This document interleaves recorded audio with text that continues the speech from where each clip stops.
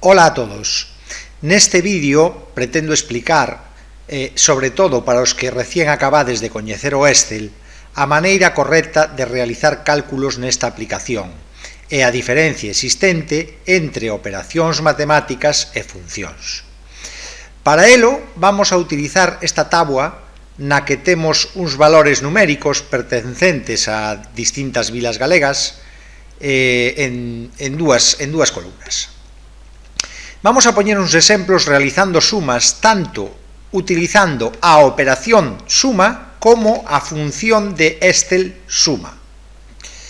Ben, o primeiro que temos que ter en conta é que as sumas podemos facelas de dúas formas. Unha, utilizando a operación suma como en calquera calculadora que coñecedes xa de antes. Por exemplo, si nós o que queremos é sumar este valor de Santiago con este valor de Viveiro e con este valor de Vilagarcía, o único que temos que facer é, primeiro sempre, empezar con un símbolo de igual para indicar que isto é unha operación matemática e, a partir de aí, marcamos a cela que queremos sumar, pulsamos o símbolo máis e marcamos a seguinte cela, pulsamos o símbolo máis e marcamos a seguinte cela.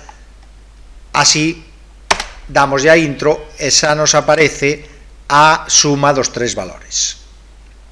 Ben, se o que queremos é sumar todos os valores desta columna, poderíamoslo facer tamén desta mesma maneira, é dicir, igual a isto, máis isto, máis isto, e así sucesivamente, e teríamos o resultado correcto.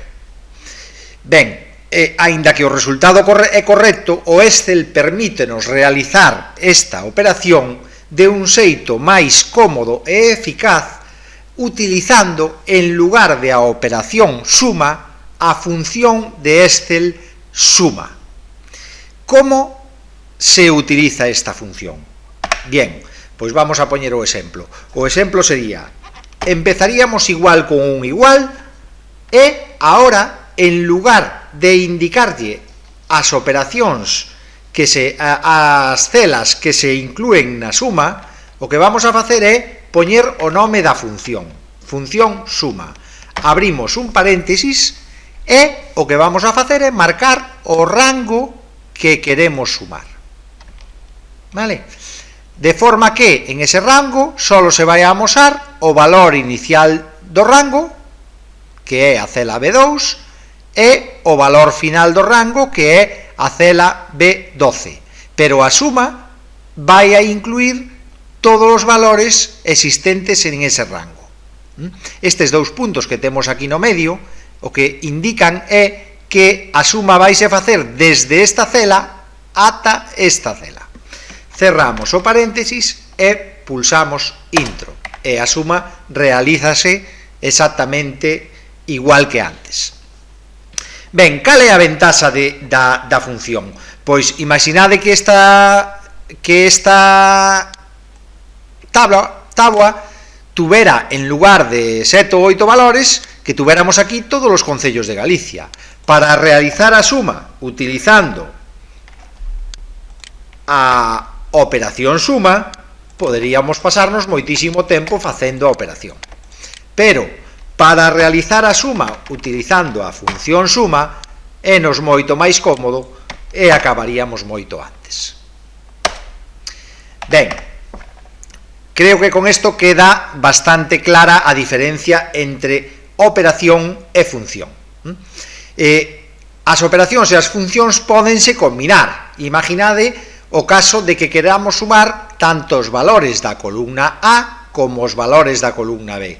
Pois poderíamos utilizar o seguinte: faríamos unha suma utilizando a función correcta de todos os valores deste rango, cerramos o paréntesis, poñemos un máis para sumalo co resto dos valores do outro rango e aquí volveríamos a poñer unha función suma para sumar os valores da segunda columna.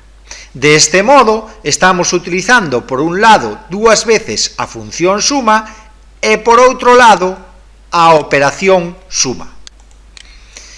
Bueno, espero que esta explicación, xa vos digo, para os non iniciados, vos aclarara un pouquiño máis cal é a diferencia entre operacións matemáticas, aquelas que utilizan os símbolos de toda a vida, como máis ou menos, o slash ou a barra para dividir, ou o asterisco para multiplicar, e as funcións de Excel.